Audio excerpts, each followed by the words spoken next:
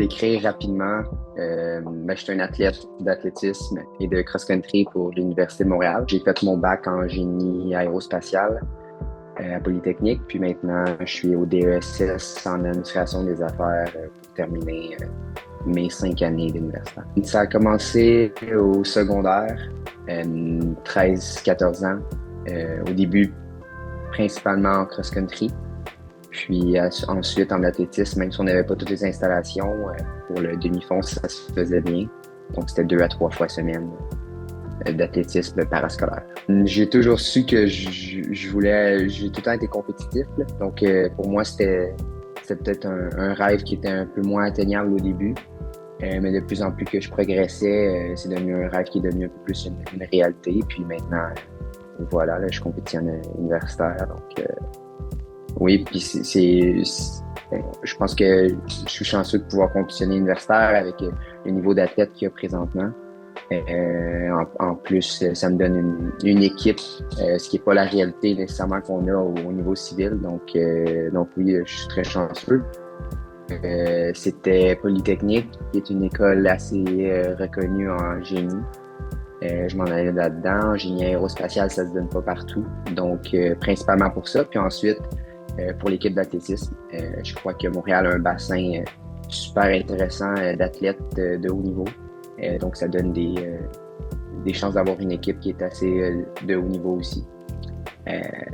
Puis voilà, là, c'était près de chez moi aussi. Montréal, j'habitais pas à Montréal dans le temps, mais j'habitais en banlieue. Donc, c'était quelque part que je pouvais rester près aussi de la famille en même temps. Oui, en fait, mes parents m'ont tout le temps poussé dans le sport, là, que ça soit. J'ai jamais eu de pression nécessairement, mais de faire un sport, de bouger, ça, j'en ai eu quand même. Oui, mes parents ont tout le temps fait du sport aussi. Puis mon père même a fait beaucoup de triathlon, de courses un peu plus d'endurance, donc il m'amenait un peu avec lui. Donc c'est un peu ça qui m'a fait commencer.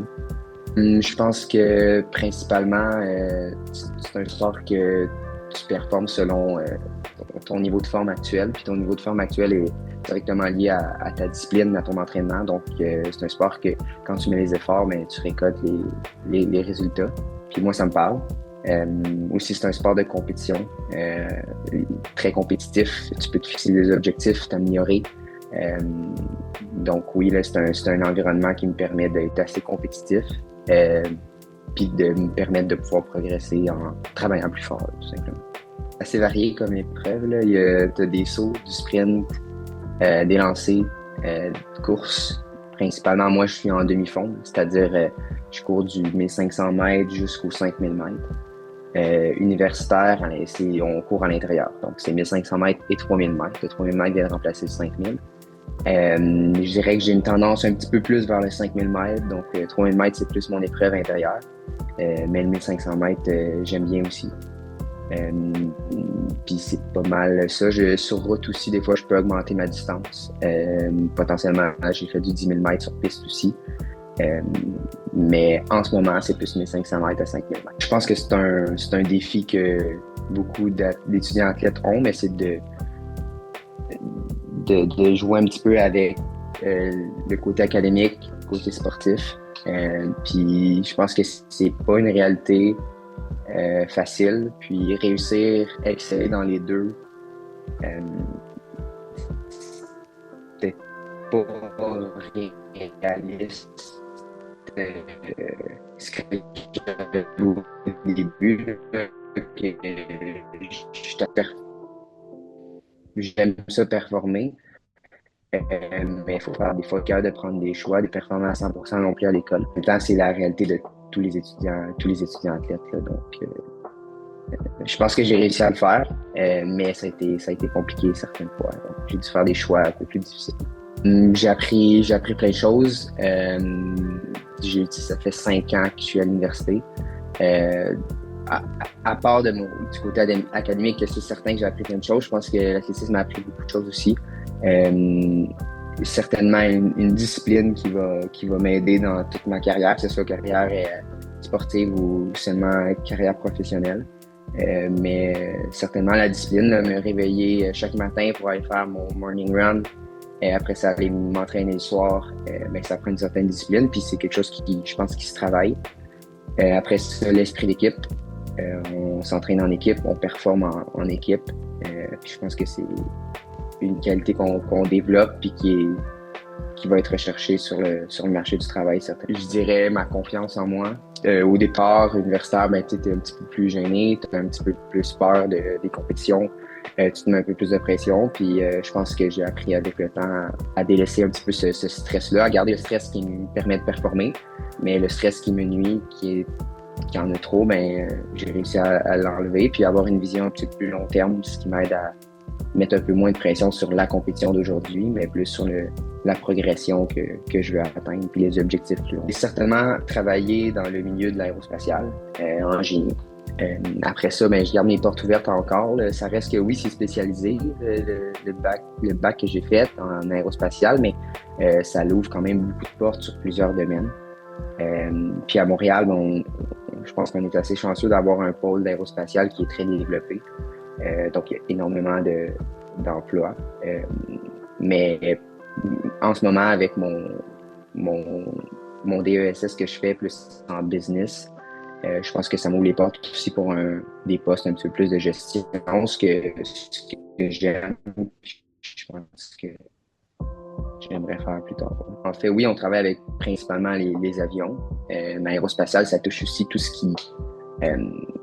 qui vole. Ça peut être satellite, ça peut être navette spatiale. C'est sûr qu'il y a un petit peu moins de demande, principalement dans les avions. C'est pour ça que je parlais de ça, mais il y a tu peux travailler dans une entreprise qui fait simplement des trains d'atterrissage, qui simplement des moteurs.